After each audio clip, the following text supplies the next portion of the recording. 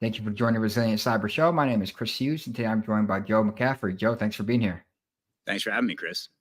Yeah, man, I'm excited to chat. I came across your profile and been following some of your perspectives and obviously your organization as well. But for folks that don't know you, don't know your background, can you tell us a little bit about the role you're in now as well as your background? Sure. Yes, I'm Joe McCaffrey. I'm the Chief Information Security Officer for Anduril Industries. My background is I was a Marine for a fairly decent period of time. Did 12 years active duty.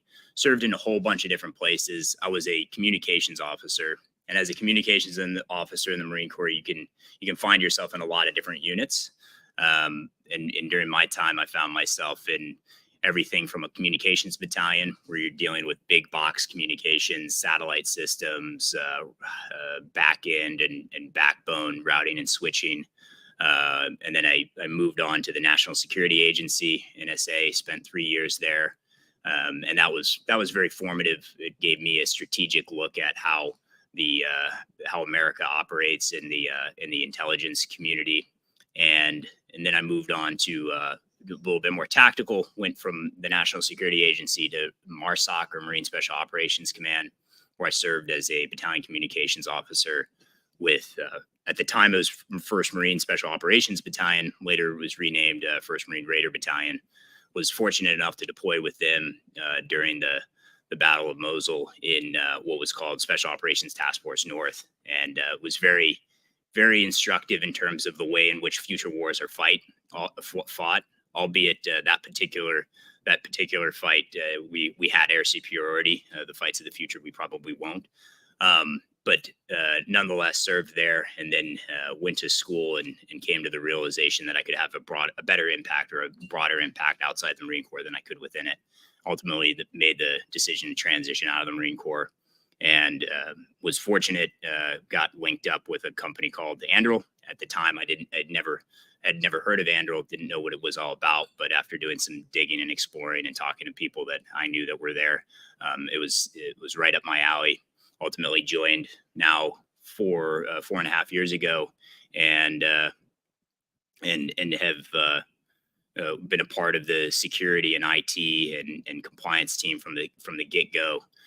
Growing it from a relatively small team with a few capabilities to a larger team with a lot more capabilities. And last year, my predecessor, a guy named Nick Seetharam, left to go start his own cybersecurity company, and I was fortunate enough to move into the CISO role, and that's where I am today. Yeah, very cool. I was looking at, obviously your background and the organization. I've been, everyone at this point knows of the organization in this space, I would argue, at least many do. And a lot of times I'll see organizations, they'll go recruit someone with no military, no defense background to kind of come into this space. And, obviously, as you know, there's a lot of nuances, unique requirements, cultural stuff, technical, nuances to this space. And I think it's very wise that they went and, found folks like you to come and help them, grow into this space, someone that came out of this ecosystem and understands those nuances. For folks that don't know Anduril, can you tell us a little bit about the organization? Obviously, you've been there, from the early days, like you talked about, but the organization now is much bigger, having a pretty large impact that many would argue. Tell us a little bit about the organization, what they're up to, what their focus is. Sure. So Anduril is a 7-year-old defense tech startup. Our goal is to be the next generation defense contractor. So we look at what do defense contractors look like in 25 to 50 years, and let's build to that today. In order to do that, you have to kind of make some assumptions and educated guesses in terms of what we think warfare itself is going to look like in the future. And core to our thesis is the belief that it's going to look fundamentally different than it has over the past 50 years. Historically, war has revolved around large, exquisite, and when I say exquisite, read expensive systems that are almost always manned. And because they're expensive and manned, they're not very attritable. So you can only deploy them in small quantities. And that's worked for the wars of the past. But we believe there's change coming, and that change is in the form of the reality that the cost of long-range precision fires has significantly decreased. And with that decrease has come the proliferation of those capabilities to nation states and non-nation state actors alike. And so we believe that war in the future is going to favor, and we're really already seeing this to some extent in places like Ukraine and even before then in Azerbaijan. But we believe that warfare itself is going to trend and favor platforms that are smaller, less complex, and therefore less expensive, unmanned systems. And because they're less expensive and unmanned, you can deploy them in much greater quantities and tie them together with software to ultimately deliver the effects that you're looking for on the battlefield. And so if you look at the products that we released to date, Fury, Dive, Roadrunner, they're just manifestations of that core thesis: smaller, less expensive, designed to be deployed in much higher quantities, tie them together with software to deliver the effects you're looking for on the battlefield. And then furthermore, we don't think that the current crop of large defense industrial based companies are well suited to be able to build those types of platforms. And there's a whole host of reasons why that's the case, and we can talk about some of those. But what we think is needed is a completely new company that's built with it from a different incentive model and structured to build these hardware systems that are software enabled and software defined. And ultimately, in a nutshell, that is Anduril. Yeah, I wanted to actually, a couple of things you said there I want to jump out at me is like The Kill Chain, a book, for folks that haven't read that. It's called Defending America in the Future of High-Tech Warfare by Christian Brose. I definitely recommend folks go give that a read. It kind of aligns with, the thesis that you're talking about in terms of technology, software-driven warfare and the future conflicts. And you made that comment, so I'm going to pull the thread. And why do you all, and why do you personally think that, the longstanding kind of entrenched incumbent organizations in the defense community aren't necessarily best positioned for this future type of conflict? We're seeing many of them try to pivot and, reinvent themselves as software companies, or, being competent and proficient in software and technology versus maybe their background in physical systems or, traditional weapon systems and so on. Just to put a thread on that bit, what makes you all different, and why do you think you're better positioned to tackle the problem? Yeah, I think first of all, it's just in the most basic sense, they weren't designed to address this problem. I think they've obviously and continue to serve a very important purpose. They're very good at building very large, complex systems. Anduril and the Andurils of the world aren't going to be building aircraft carriers anytime soon, or manned submarines. So that they were designed to build those types of systems. But at the lower level, I think they were designed in that way because of the incentive structure that the entire industry was built on, which is and it gets a little bit technical, but probably worth diving into it a bit, which is the cost plus model. And many of your listeners are probably familiar with this model, but this is the model that the defense industry was built on. And it's a simple notion. It's just the standard contract model for the Defense Department is, we're going to issue you a contract. When you get awarded the contract, you're going to be able to charge the cost of the good or service that you're delivering plus a fixed fee. And that fixed fee is usually a percentage. And so this incentivizes two things. One of which is you got to win the contract, which doesn't seem too bad on its face. And if those contracts were awarded in a reasonable way, then it wouldn't be too bad. If they were awarded to the individual that was or the company that was producing the best product, if it was awarded to the company that was delivering the best value to the taxpayer, or if it was awarded to the company that was producing the best capability for the warfighter, then that would be a good thing. But the problem is, and large defense companies have realized this, is that that's not how these contracts are awarded. They're awarded to the people who write the best proposals, and they're awarded to the people who know exactly what the government wants to hear and what the government needs to hear. And as such, they've built very large and effective proposal teams around this, and that's exactly what you see at these large defense contractors. So that's one. The second piece is that once you've won that contract, you're kind of locked into your revenue, and so you can't actually, there's only two pieces to this equation. One is the cost, and the other is the fixed fee. The fixed fee is not going to change; it's fixed, and so the only other thing you can do is raise the cost. And there's a couple ways you can go about doing that. One of which is you can take longer to deliver on the contract. The other is which you can put more people than maybe necessarily need to be working on the contract against it. That's all going to drive up your costs, which will drive up the amount of your return on your fixed fee. And I'm not saying that defense contractors are sitting around a table discussing how do we really drive up the cost here. But I'm saying is that this system has been built around this. And so there's been years and decades behind this. And over time, we've accumulated processes and procedures and policies that all incentivize and support the cost plus model. And so it's very pernicious in terms of how far and wide it's reached within the industry. And it's resulted in a large defense industrial base that, we're looking at a nearly $1 trillion defense budget, $450 million in discretionary spending, or $1 billion in discretionary spending. And I think everybody asks themselves, like, are we getting that value out of our defense industrial base? You look at the companies that have been innovative in at all, particularly ones that have a defense angle to them, the SpaceXs of the world, the Palantirs of the world. And you look at like what were their all-in investments for those companies.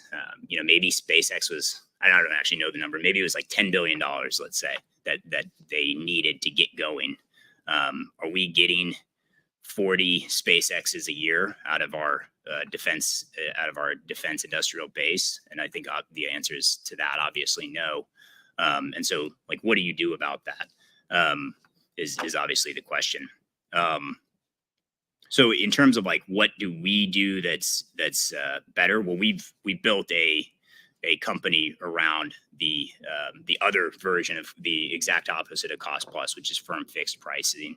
We favor those types of contracts. We want to be able to offer a superior product. We want to have a defined price on that product, and we want the user, the government in this case, to be able to test that product, make sure it does the things that they want it to do, and then if they like it, they buy it. If they don't, they don't. Those are the normal incentives that drive most other markets. It should happen in the defense industry. Unfortunately, it doesn't. And so we're setting about trying to change that. And we've also built a software company around this as well. And there's a bunch of there's a bunch of things that you have to do in order to build an effective software company. And one of that is recruit talent. And so we've built a company that is designed to pull talent from big tech and kind of the traditional places where top engineers may go, and pull them into a company like Anduril, where they're going to be working on national security problems as opposed to advertising systems or financial tech or something else. And we think that obviously that's a problem that matters, and it's a very important problem to address. And so we're able to attract some people that don't want to just go work on mindless jobs and want to actually focus on things that actually matter. Yeah, and we'll pull the thread on the talent workforce piece, but I think that's a big differentiating aspect right there for your organization. You talked about the acquisition structure. I can say I have a services company, and on the services side, you see the same type of behavior. It's like this is butts and seats, labor rate, kind of model versus an outcome, right? They're hyper fixated on a number of bodies or, FTEs, et cetera, rather than necessarily like an outcome for the government. And you see it, like you said, on the product side. And then the incentive there, like you said, it's just misaligned. It kind of fosters that behavior of driving up costs to make more profitability. And often, there's a lot to be said about the government maybe not necessarily defining requirements up front in the best way. That can drag on things and things like that too. But people have learned how to work the system, and they're effective within the system that they operate in, for better or worse. So I want to ask, like, when you look at this ecosystem and Anduril coming into it, you said 7 years old, pretty young compared to many of these multi-decade organizations. What have been some of the biggest challenges, that a new entrant in the space around DoD could face, such as those longstanding incumbent, organizations, system integrators that you have to navigate, the acquisition model that's in place, the prime contractors for sub relationships, how has that been? And what are some of those things that new entrants need to keep in mind and that you may have run into yourself? Yeah, I think there's a bunch of challenges. I think the probably one that comes to mind is the ability to get access to the things that you need access to in order to make an impact. And often, sometimes that's data, sometimes that's network specifically, sometimes that's the people to be able to pull information from. And we are often in a position where we just, as a new company and a new incumbent, don't have those same level of accesses that incumbents do. And so we're often trying to navigate, like, how do you actually get access to these things as somebody who doesn't have them? And, again, like, even on the particularly in the classified spaces where there is a true advantage if you already have access to classified systems and classified networks. And in some cases, they're releasing RFPs that have classified components to them. And how, as a uncleared defense contractor, would you possibly access that information if you don't have access to those systems? And so this is something that we battle with constantly, is trying to get to the same level as the incumbents have in terms of level of access to systems that we need to be able to make an impact on that. And I think what the answer is that there is a number of participants in the system. There's a number of organizations and a number of teams that realize this is a problem, and they're very proactively working with us to attempt to address that problem. And for us, it's been a matter of trying to find the people that are willing to champion this sort of effort. They have to understand that this is a problem, and then once we figure that out, it's actually not a hard technical problem to solve. It's actually a relatively straightforward technical problem to solve. It's more of a policy and procedure problem that we have to solve. That's one of them. There's a number of other compliance challenges that we face on a regular basis. Yeah, I was going to jump in there with the on the compliance aspect. Another topic I know you're passionate about is the ATO, or authority to operate process. For folks that don't know, that's kind of the process the federal government, Department of Defense, uses to take a system and or data into production environments, following what's called the risk management framework from NIST. I'm curious, from your perspective, coming into this space, trying to bring innovative capabilities and technologies and software, to this ecosystem. What are your thoughts on the ATO process as it stands now, and how that's been, and what you think needs to change? Yeah, it's a good question. We could probably talk for weeks on this one. I think at the end of the day, most of our compliance challenges, including the ATO processes, come down to the reality that they're not focused enough on security. And we've allowed, and I say we as an industry have allowed, the ATO process to become the thing. There's the good Jeff Bezos line about process, and it's like, if you're not careful with the process can become the thing, and it becomes a proxy for the result that you want. And in many ways, we've allowed the ATO process to become the thing, where we focus exclusively on the process and going through a list of the things that we need to do to accomplish the process. And once you've gone through the process, you're like, well, we're good because we've gone through the process. But we've forgotten along the way that it's like, the whole point of this is to verify that the system or the application or the network that you're deploying is secure. And if you remove security from the equation, then the question is like, what's the point of compliance? Like, what are we actually trying to accomplish here?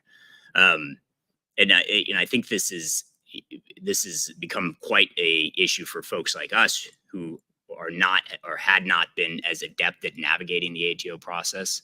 And it required us to get very good at figuring out what is required to navigate that process, and coming to the realization that it's not all about security.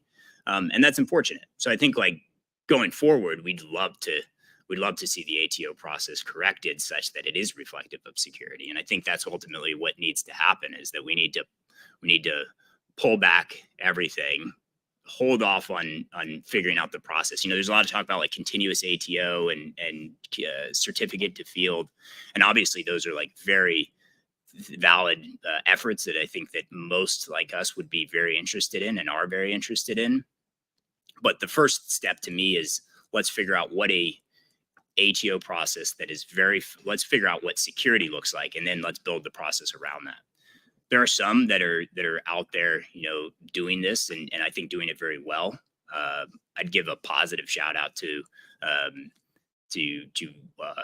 one authorizing official in particular, Danny Holtzman, who many of viewers are familiar with, who's basically realized that a lot of the AOs are just copying and pasting what their predecessor did. They're copying and pasting what other organizations have done and creating their ATO process around that.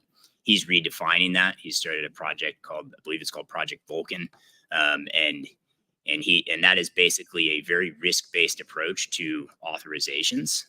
And we've gone through that a few times with him. And I will say it's not an easy process to get through. It's not like it's very simple.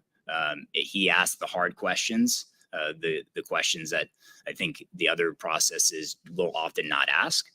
But he knows that once he's taken you through that, he has a higher level of confidence that the system that we're actually deploying has a certain baseline of security.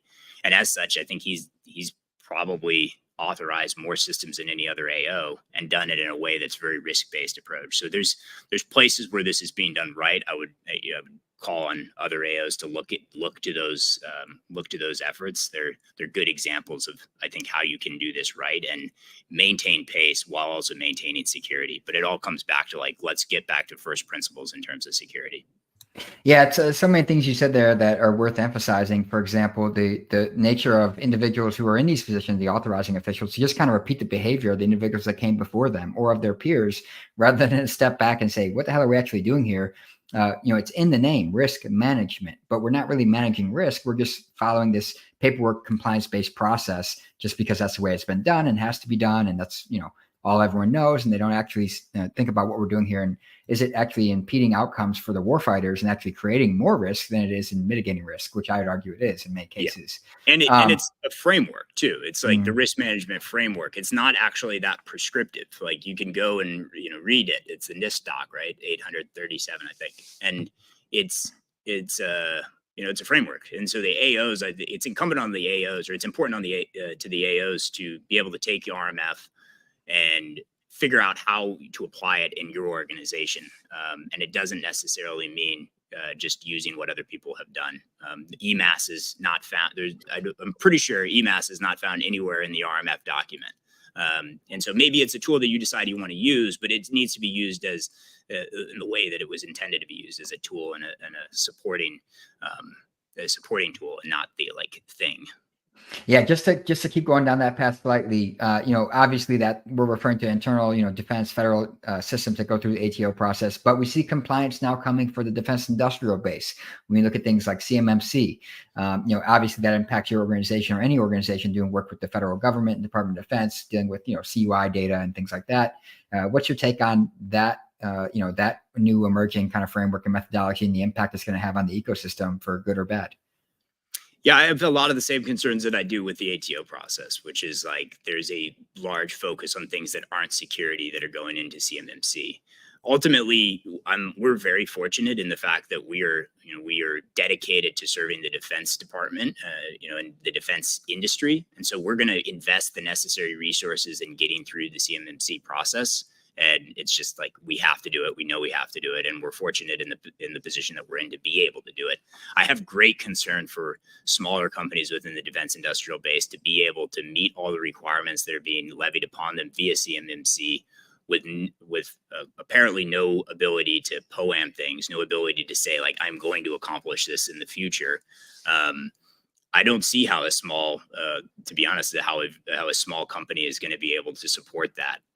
That to me seems counterproductive. I think that needs to change. And I think the way you change that is, I've heard that the reason for that is that that there is no way for the government to maintain some sort of POAM structure across tens of thousands, if not hundreds of thousands of defense contractors. And I think the way you do that is you just turn back to the industry like we do elsewhere. And you say, industry, help us support this thing. I'm sure there will be plenty of vendors at DoD CIO's doorstep waiting to hop in and help support managing POAMs across all of these vendors for a relatively small fee, no doubt. But I'm sure there's going to be plenty of people there.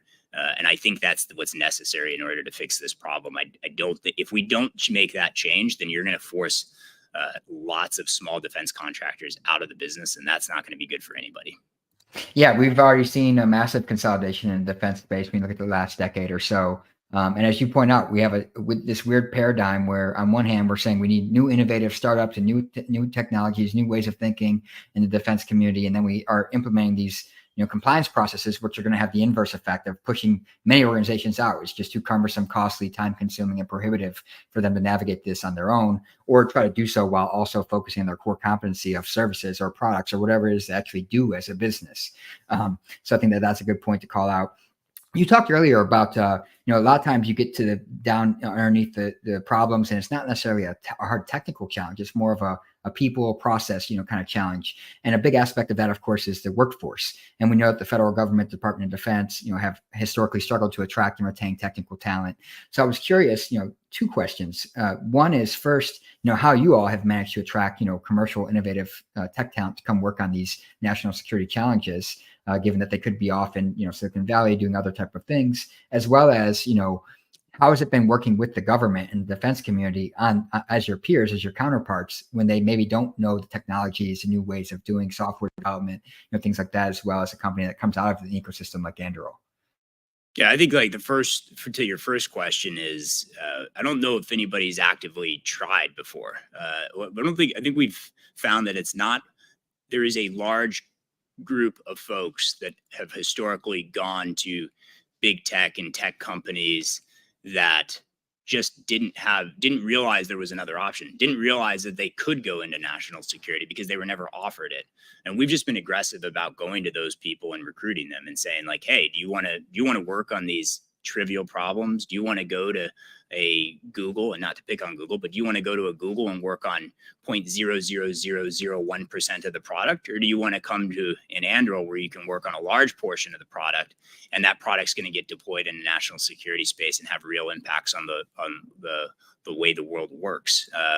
And that, like, in and of itself is a valuable recruiting tool. So like our mission is what we use to recruit a lot of folks. And then, of course, like we do frame the company like a software company and benefits like a software company, such that they're not going to be able to use that as a reason why they don't want to come to Anduril. And I think that's important too. Like we're not as bureaucratic and hierarchical as a company. We have a flatter structure. There is a culture in which anybody feels empowered to have their voice heard. They can raise their questions, comments, and concerns in a public manner and feel like that's going to get heard. Where perhaps at a larger defense contractor, you might feel like you're just one more number on a spreadsheet. And so we're obviously very careful to make that not be the case here at Anduril. In terms of your second question, like how do we work with government to demonstrate that we can use some commercial technology, open source software, modern software development practices, and implement them effectively in security, implement them effective in national security problems? I would argue it's a tough problem. It is a very, very difficult problem to have. And I think the answer is one of education. Like we have to educate in some cases what we're trying to do and show the government, and whether that's an assessor, whether that's a customer, how we can take this commercial technology and apply it into this national security space. And it's not always obvious how you do that. But I also think that, if I'm on the other side of this equation, and I once was, is that we have to step up to the plate and start to realize that the world in which we live in is driven by computers. And if you're a senior leader within any organization, and you no longer have the ability to say like, I'm not a computer person, I'm not a computer guy, I'm not a computer gal, you have to have some sort of fundamental knowledge of how computers work, or you're just not going to be able to be effective at your job. And I think that the beauty of the modern era is that this information is not hard to get. You don't need any fancy degrees. You don't need any fancy certificates. You need a computer, an internet connection, and you can go, and maybe YouTube Premium, so you don't have to watch the ads, but you can gather an unbelievable amount of information on the internet, and you should take advantage of that. If you're new to the space, or if you've been in the space for a while and you need to sharpen your skills, you can literally take an entire computer science course on YouTube. You can take first-year computer science courses at top universities. MIT, Harvard, Stanford all have computer science courses posted online. There's a tremendous amount of information available for free on the internet. You should take advantage and step up to the plate. You're not going to be able to be competitive unless you do that. Yeah, shout out to those amazing resources. I've used many of them over the years, from my laptop, from, my mobile phone to learn about latest, things from cloud and AI and cyber and so on. There's so many resources out there that we can lean into.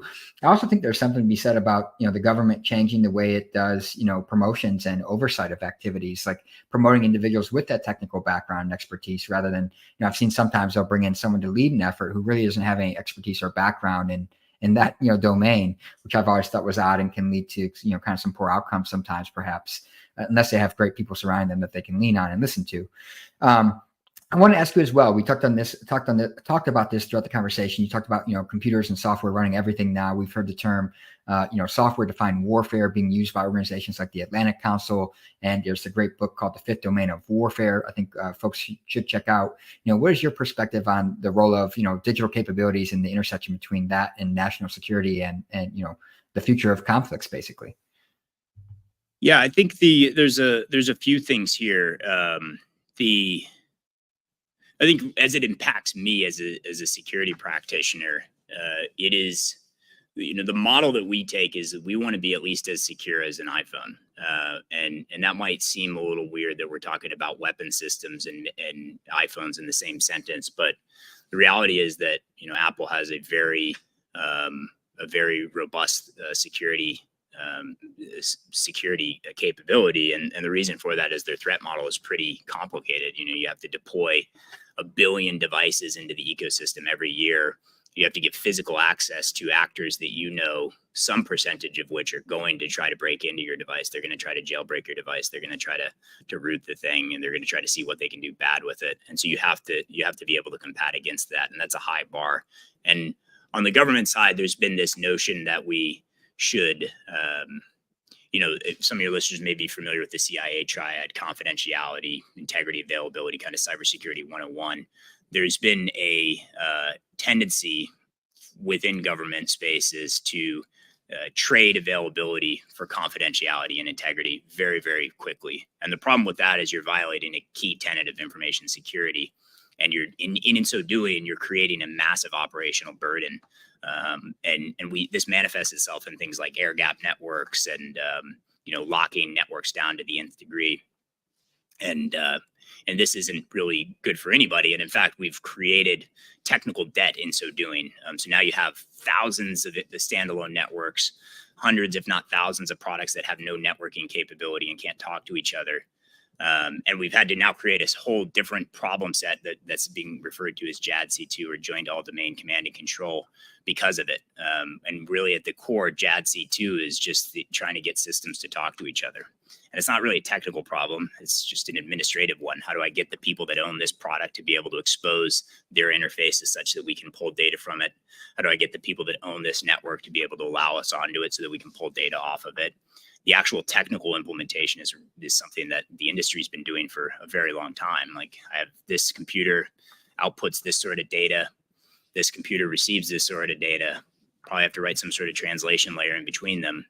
Not technical nuance to it, but certainly not insurmountable technical challenges there. So it's really more of an administrative problem. And I think the way to get after addressing this is by focusing on the way that every other industry does this, which is building things that have open interfaces. So define and publish your APIs so that other people can come along, look at it, and integrate with that.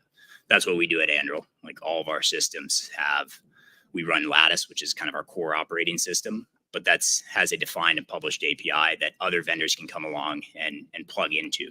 And so when we build a system, we don't want to build a system without the ability to talk to anything. Quite the opposite. We want to ensure that we are building a system with the ability to integrate best of breed sensors, best of breed capabilities that may not be from Anduril, but they could be from anywhere. That's core to what we do, and it's absolutely the way that the Defense Department has to trend. And I think there's an acknowledgement that is the direction that it has to go. Project the folks at Maven just released, I think this week, the Open Dagger, I think I'm pronouncing that right, Open Dagger initiative, where they're effectively demanding that they're going to build an ecosystem that has open architecture in mind. I think that's the core thing that has to be focused on. Yeah, I think it's definitely trending in that direction. We're hearing, more calls for open architecture, capable APIs, data exchange. But as you talked about, it's been years and decades of, that approach of silos and security through obscurity. And now you have a lot of, bifurcated systems that can't communicate with one another, a lot of silos, and all that can impede decision-making too. Now, you're obviously your capabilities, but your ability to make decisions with the latest data from all the various data sources you have available to you in the department. So I'm glad we're seeing that trend start to shift. And again, it goes back, I think, to incentives too. Is understand that you are in an ecosystem with a lot of players, and you need to build a system that's capable of integrating and communicating with a lot of other systems that you don't own or control or didn't build or be weren't paid to be building, and so on.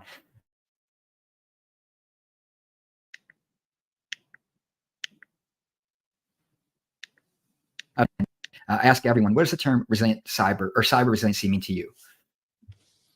The term cyber resiliency is the ability to sustain yourself in a wide variety of circumstances, from a network capability, from a network perspective, from an application perspective, from a system perspective. And you'll hear words like self-healing, you'll hear words like dynamic routing. And these are all elements and aspects that are required of a resilient system. But you have to be able to sustain yourself in the realities that we're going to encounter in the everyday world. Some of those things are going to be not nefarious. Some of those things are going to be nefarious. We need to be able to be resilient such that the system, application, network is able to perform in the way it needs to perform when and where that is necessary. To me, that's what cyber resilience means. Yeah, I like the answer, and it emphasizes, kind of that domain of warfare aspect as well, which is obviously your guys' core focus. So, Joe, we ran the gamut from the technical topics to compliance burden, the ATO process, CMMC, the workforce challenge.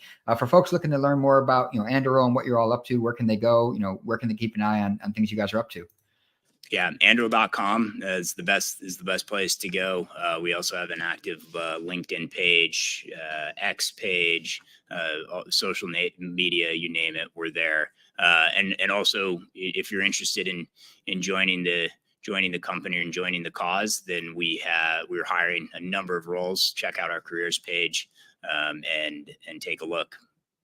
Awesome. Well, thanks so much for joining us today. And I'm thankful to have organizations like Anduril in the ecosystem and driving the future of our national security. So thanks to everyone who tuned in, and thanks, Joe, for joining us. Thanks, Chris.